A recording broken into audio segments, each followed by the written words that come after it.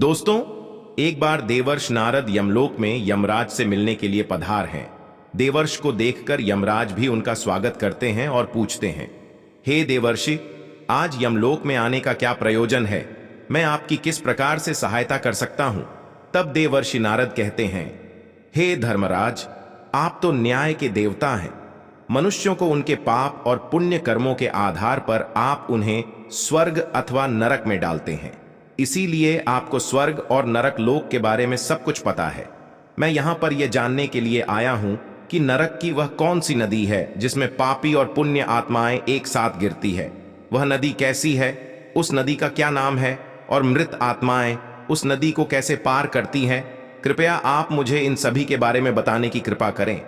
फिर यमराज कहने लगते हैं, हे देवर्षि, यमलोक के मार्ग में जो नदी पड़ती है उसे वैतरणी कहा गया है। यह नदी अगाध, दुस्सतर और देखने मात्र से ही पापी मनुष्य को महाभयभीत करने वाली है। इस नदी में मांस, रक्त, पीप आदि से युक्त जल बहता रहता है। मांस और कीचड़ से व्याप्त इस नदी से अत्यंत दुर्गंध आने लगती है, जिसे पार करना पापी मनुष्यों के लिए बहुत कठिन होता है तथा यह नदी भयंकर नुकीले दांतों वाले जीव जंतुओं से व्याप्त है। फिर यमराज देवर्षि नारद को अपने साथ लेकर वैतरणी नदी की ओर प्रस्थान करते हैं। यमराज कहते हैं, देखिए देवर्षि, वैतरणी नदी में पापी आत्माएं यमदूतों के द्वारा गिराई जा रही है। पापी मनुष्य इस नदी को देखकर भयभीत हो जाते हैं, थर थर कांपने लगते हैं। जब पापी मनुष्य नदी के तट पर आकर खड़ा हो जाता है तो उसे देखकर वह वैतरणी नदी खोलने लगती है। उसका पानी उबलने लगता है, जिसे देखकर पापी उस नदी में उतरने से डरने लगता है। तब मेरे दूत उस पापी को धक्के मारकर नदी में गिरा देते हैं। उस पापी के नदी में गिरते ही नदी के पात्र में नदी का जल तुरंत खोलने लगता है, जिससे उस पापी को असहनीय वेदना होने लगती है। उसका अंग जलने लगता है। वह जोर जोर से चीखने चिल्लाने लगता है, किंतु किसी को भी उन पर दया नहीं आती। वैतरणी नदी का जल कीटाणुओं से तथा वज्र के समान सूंड वाले जानवरों से भी भरा हुआ रहता है।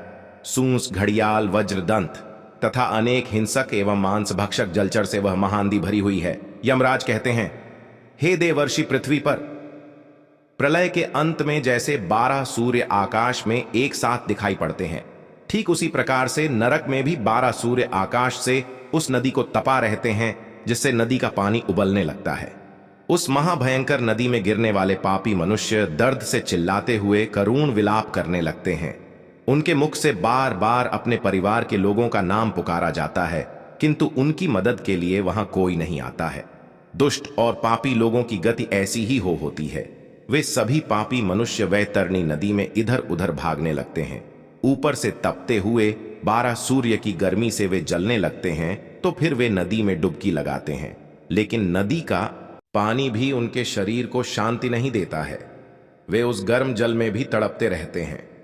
इतनी पीड़ा सहन करके वे अपने पाप कर्मों को याद करके दुखी होने लगते हैं। हे देवर्षि वैतरणी, नदी चारों ओर से भयानक भूखे जानवरों से भरी हुई है। वे सभी नुकीले दांतों वाले जानवर नदी में गिरने वाले प्राणियों को काटते रहते हैं, उन्हें कच्चा चबाने लगते हैं। सभी पापी लोग उन भयानक जानवरों को देखकर इधर उधर भागने लगते हैं, लेकिन फिर भी वे खुद की रक्षा नहीं कर पाते। फिर देवर्ष कहते हैं, हे धर्मराज, फिर जो लोग पुण्यवान होते हैं वे इस नदी को किस प्रकार से पार करते हैं? यमराज कहते हैं, हे देवर्षि, पुण्य करने वाले मनुष्य को यह वैतरणी नदी सुख प्रदान करने वाली होती है। इस नदी में गिरने पर उन्हें परमानंद की प्राप्ति होती है। इस नदी में अत्यंत सुंदर सोने से बनी हुई नौका है। उन नौकाओं में सवार मल्लाह उन नदी के तट पर आए हुए पुण्यवान मनुष्यों का स्वागत करते हैं और उन्हें प्रेम पूर्वक कहते हैं, हे महात्मा जन, आप इस नौका में सवार हो जाओ और सुखपूर्वक वैतरणी नदी को पार करो। जिसने पृथ्वी लोक पर पुण्य किए हुए होते हैं वही मनुष्य नौकाओं में बैठने के योग्य होता है। जो लोग पापी होते हैं उन्हें नदी के तट पर खड़े मेरे दूत धक्के मारकर नदी में गिरा देते हैं और नदी में मौजूद कोआ, बगुला, उल्लूक आदि पक्षी उस पापी के शरीर पर चोंच से प्रहार करने लगते हैं। पुण्यवान मनुष्यों को नदी का जल अत्यंत सुंदर और पवित्र दिखाई पड़ता है। उन्हें उस नौका में बैठने पर किसी प्रकार का कष्ट नहीं होता है और वे जल्दी ही उस महानदी को पार करके आगे चले जाते हैं। वे जब आगे इस नदी में चलने लगते हैं तो नदी में मौजूद हिंस पशु उन्हें किसी भी प्रकार का कष्ट नहीं देते हैं। वे शांति से उन भयानक जानवरों के बीच में से चलने लगते हैं। फिर देवर्षि यमराज से कहते हैं, हे धर्मराज, कौन से पाप करने पर मनुष्य को इस महाभयंकर नदी में गिराया जाता है?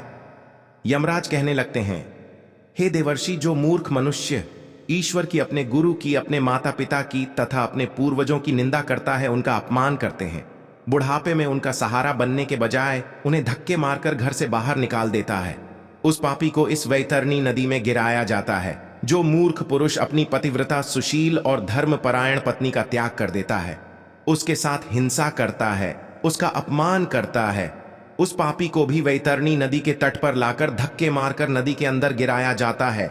हे देवर्षि, जो मनुष्य उसकी शरण में आए हुए मित्र, साधु, सन्यासी, बालक तथा बूढ़े लोगों का वध करता है, जो शरण में आई हुई स्त्री के साथ अनैतिक कार्य करता है, उसे भी इस नदी में गिराया जाता है। नदी के पात्र में गिरकर वह करुण विलाप करता हुआ अत्यंत कष्ट भोगता है। जो स्त्री पति के साथ विश्वासघात करती है, दूसरे पुरुषों के साथ संबंध रखती है, व्यभिचार करती है, उस पापी स्त्री को भी इस नदी के पात्र में गिराया जाता है। बड़े सूंड व जानवर, घड़ियाल आदि उस स्त्री पर झपट्टा मारते हैं और वह उनसे बचते बचते इस नदी के पात्र में आगे चलने लगती है। जो पापी मनुष्य शांत और कमजोर लोगों को अकारण ही दुख देता है, पैसे की हेराफेरी करता है, वह भी इस नदी में गिरता है और कृमि उसका भक्षण करते हैं।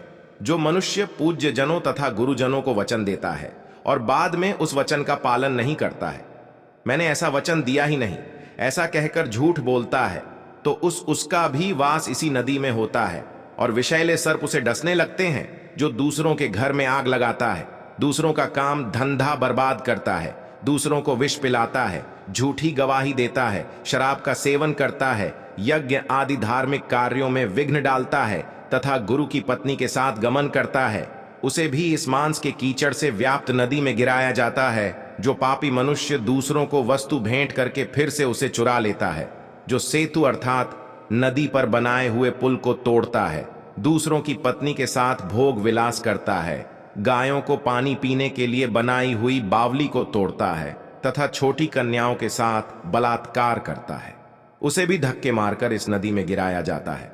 नदी में स्थित जानवर उसका मांस नोच नोच कर खाने लगते हैं। जो भी मनुष्य दान नहीं करता, दान देकर बाद में पश्चाताप करता है, मांस का भक्षण करता है, गायों को मारता है, वह भी इसी नदी में गिरता है।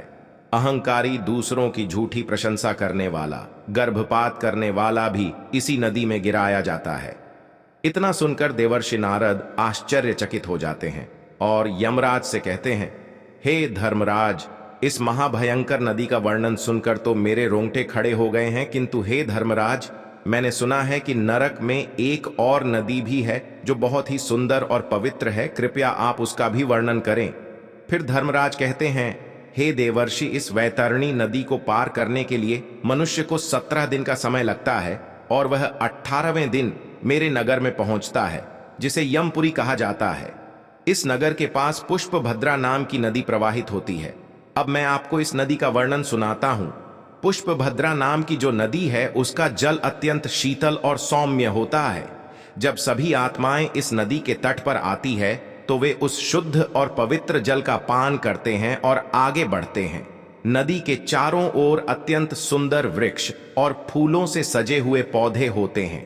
पुण्य आत्माओं के ऊपर फूलों की वर्षा होती है और वे आनंद पूर्वक उस नदी में विहार करते हैं। वहां पर मौजूद स्वादिष्ट फलों का वे आनंद लेते हैं। उस नदी के तट पर एक अत्यंत सुंदर वटवृक्ष है, जहां पर सभी आत्माएं विश्राम करती हैं, किंतु यम के दूत पापी आत्माओं को वहां पर विश्राम करने नहीं देते हैं। धक्के मारते हुए आगे चलने के लिए कहते हैं। उस प्राणी के पुत्रों के द्वारा जो भी मासिक पिंड दान किया हुआ होता है, उसे वह इस स्थान पर प्राप्त होता है और वह उसे खाकर आगे बढ़ता है। नदी के ताप से बचने के लिए मनुष्य को कौन से कार्य करने चाहिए? यमराज कहते हैं, हे देवर्षि, मनुष्य यदि इस महातापी नदी को शीघ्रता से पार करना चाहता है तो उसे पृथ्वी लोक पर गाय का दान करना चाहिए। लाल अथवा काले रंग की शुभ लक्षणों वाली गाय का नाम वैतरणी रखना चाहिए और उस गाय का दान करना चाहिए। जो मनुष्य पृथ्वी लोक पर गाय का दान करता है वह यमलोक में गाय की पूंछ पकड़कर वैतरणी नदी को पार कर लेता है। गाय का दान करते समय कहना चाहिए, हे द्विज श्रेष्ठ, महाभयंकर वैतरणी नदी के बारे में जानकर मैं उसको पार करने की अभिलाष से यह वैतरणी नाम की गाय आपको दान में दे रहा हूं। फिर गाय की पूंछ को हाथ में लेकर इस प्रकार से बोलना चाहिए, धेनु के त्वम प्रतीक सस्वताय देवेशी वैतरण नमोस्तुते। इस प्रकार से मंत्र बोलकर गाय का दान करने से गौ माता प्रसन्न होती है और वह मनुष्य यमलोक में सद्गति को प्राप्त करता है। वह वैतरणी नदी को आसानी से पार कर लेता है। जो व्यक्ति इस पृथ्वी पर गाय का दान देता है वह अपने समस्त अभीष्ट को सिद्ध कर लेता है। सुकर्म के प्रभाव से प्राणी को ऐहिक और पारलौकिक सुख की प्राप्ति होती है। स्वस्थ जीवन में गोदान देने से 1000 गुना एवं रोगग्रस्त जीवन में 100 गुना लाभ निश्चित है। मरे हुए प्राणी के कल्याणार्थ जितना दान दिया जाता है उतना ही उसका पुण्य है। अतः मनुष्य को अपने हाथ से ही दान देना चाहिए। मृत्यु होने के बाद कौन किसके लिए दान देगा? दान धर्म से रहित कृपण पूर्वक जीवन जीने से क्या लाभ? इस नश्वर शरीर से स्थिर कर्म करना चाहिए। आत्मा अतिथि है और वह एक ना एक दिन इस शरीर का त्याग करके चली जाएगी। इसीलिए बिना लोभ किए मनुष्य को दान अवश्य करना चाहिए। इस प्रकार से यमराज ने देवर्षि नारद को यमलोक की वैतरणी और पुष्पभद्रा नदी का वर्णन किया है। उम्मीद है आपको यह जानकारी अच्छी लगी होगी। वीडियो को लाइक जरूर करें और कमेंट में जय श्री कृष्ण अवश्य लिखें। साथ ही चैनल को सब्सक्राइब करें ताकि ऐसी ही आध्यात्मिक जानकारी आपको प्राप्त होती रहे। आज की प्रस्तुति में बस इतना ही। आप सभी का धन्यवाद।